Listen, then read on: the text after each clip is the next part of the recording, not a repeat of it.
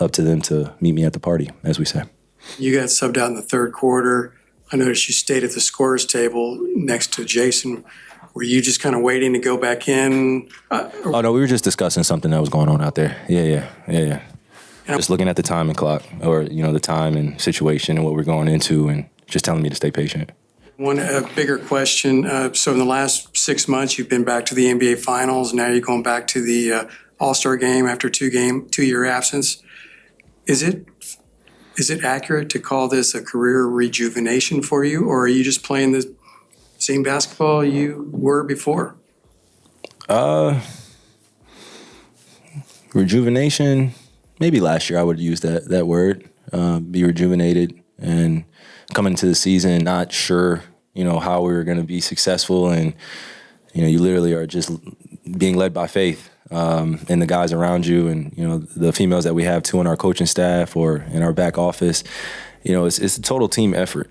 And, I just think the way I look at our opportunity here, moving forward where we are in the season, it's unique, man. I got to be honest with you. It's unique because me personally, I've just been trying to be at my best every night and be ready to play however many minutes and, lead us to victories and ultimately just be ready to play. So there's trust out there that we have somebody that's a veteran alongside me and Clay.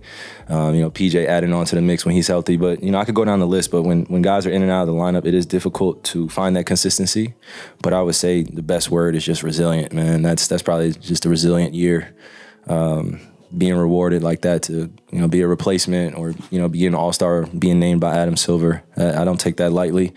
And, I felt like I was earning, my keep as well, just in this league to be respected as one of the top 24, top 25, whatever, top 26 players in the league or in the world. So, yeah, just being resilient and ultimately being willing to sacrifice some of my game to see others shine. And I think that's what's been enjoyable about this aspect of my career now is, I was known as, kind of like the shoot first guard, lead guard, and sometimes I couldn't see to the corner. Sometimes I would come out in games and, I would be kind of up and down, and I had to take that accountability on myself and look myself in the mirror and, set a better example for not just my teammates, but for the youth too.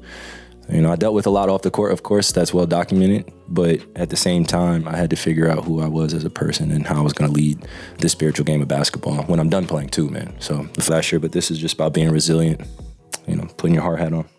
On the All-Star, Kyrie, I know it's a tough schedule right now in the NBA, and you still... Yeah, tell me about it, man. Have you had time to think about what's going to happen in the weekend, or are you just going to take it as it comes? I'm definitely going to take it as it comes, but I have, daddy-daughter dates plans on Friday and Saturday and Sunday. Zori is, my daughter is really hyped. She's 9 years old. I'm a 9-time All-Star. I was talking to her earlier on the phone and just asking her, do you remember your first All-Star game? She was a little baby, and now that she's 9, she's able to, have these memories be etched in her brain a little bit better, and she gets to meet some of the WNBA players, NBA players that'll be there during the weekend and the coaches. And I just told her this is like our Super Bowl for basketball. Everybody comes in, we all talk about the game, but then, we all meet and have good time and break bread. And, I'm just excited to have her be around the other kids as well, because it is a kids' weekend. It's about the All-Stars, but, I'm going to enjoy my time with her too and my sons too. Does that make it even more special to you? Yes. He realizes how big a star you are. Yes. Yes, that feels good, man, as a father.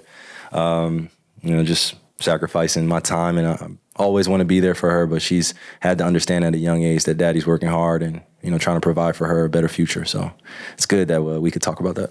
When you cap a performance like this, taking a charge, what kind of message do you think that kind of sends to the guys in the locker room?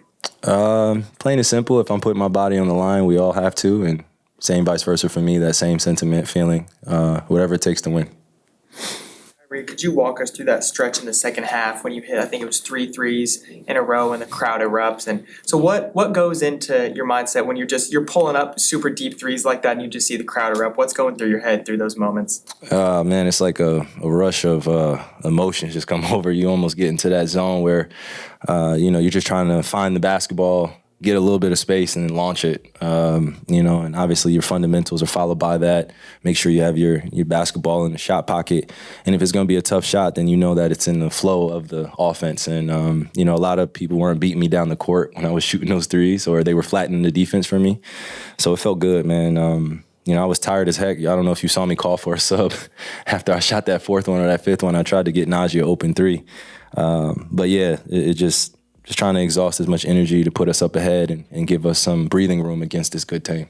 Kyrie, speaking of deep threes, how much fun is it to just consistently go up against Steph? And you guys have gone up against each other so much over the years. Just how much fun is it to go up against them? That's incredible, man. I've gone on record saying that's the guy for us as point guards that, outside of Magic and Isaiah Thomas, Steph has etched himself as one of the most legendary players of all time.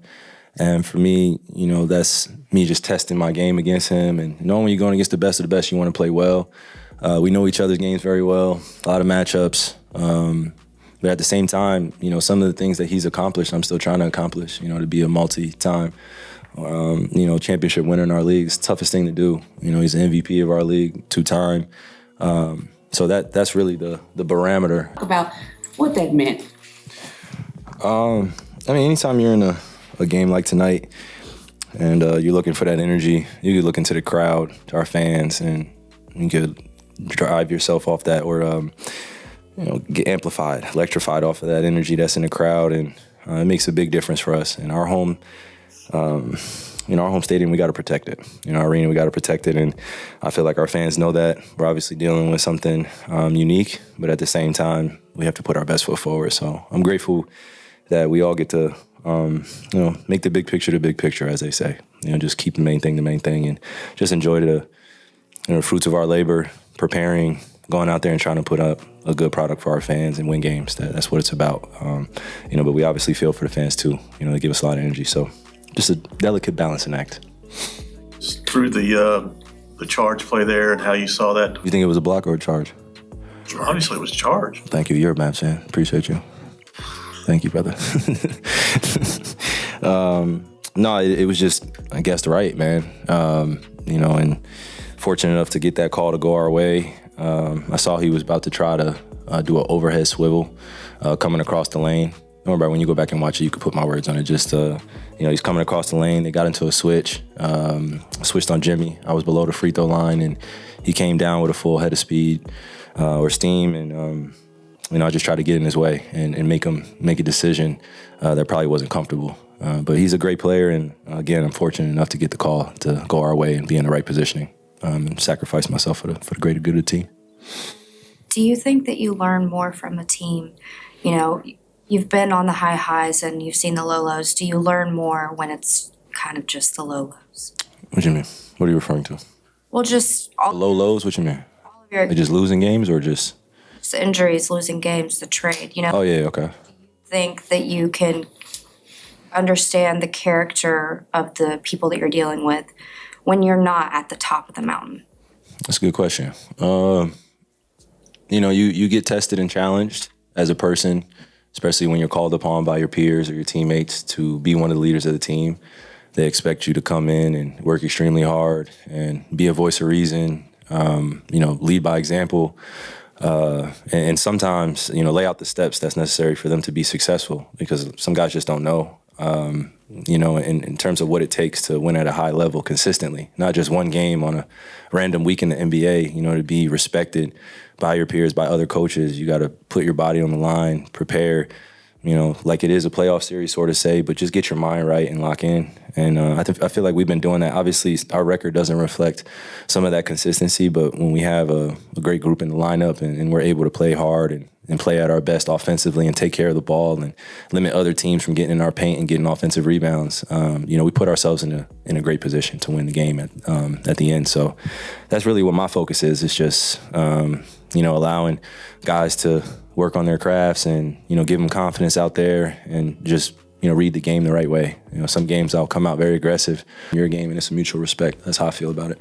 Over these first 5 games in February, you've played 40 minutes every single night. I wanted to ask you, how is your body responding? What are the challenges of that? And then specifically, how is your back doing with this heavy workload? Oh, you asked about my back? No, my back is fine, man. Hold on. Don't put that in the air now. Hold on. Don't. No, my back. It's all. No, my back is fine now, man. No, I appreciate it. This comes with the job, man. This is a responsibility. These moments that I prepared for, starting the summertime, and it's definitely a tall task to be ready to play 40 plus minutes. But at the same time, some of my predecessors have done it before me and just led their team with everything and just left it all out there on the floor. And I see no difference over here. Hi, a non-basketball question. You mentioned the daddy-daughter dates with your daughter. I'm biased because my dad is clearly a girl dad as well. What is something you've learned from your 9-year-old daughter? One thing? One thing? I would say just giving, I've been, talking a lot about grace. Just understanding that some of the things that I struggled with as a kid, when you see your child dealing with tough moments like that, you start to see yourself in them. And the goal is to make sure that they have better tools, better resources to navigate. And that's my position now as a father. Now that she's getting older, she's a young lady in this world that needs protection, that needs to be affirmed, that she is doing the right things every day, putting herself first, taking school serious, being a good, kind person to others, but also being willing to tell people, what it is, especially as a female in today's world. So I try my best to empower her, be there for her, show up for her. And she's just taught me how to be patient, just give myself more grace and, stop worrying so much. It's just, as a parent, you always worry like what your kids are doing. So just like, Dad, I got this, even though you're 9, I'm like, but I'm still protecting you though. Like, you're not, you're right here underneath, So I'm just grateful for that aspect that we've been able to grow as father-daughter over time, especially being in this tough NBA job where, got practices, games, traveling, so having my daughter be a part of that now at a different point feels good. Thank you, Kyrie. See you tomorrow. Thank you, Alan. See you tomorrow.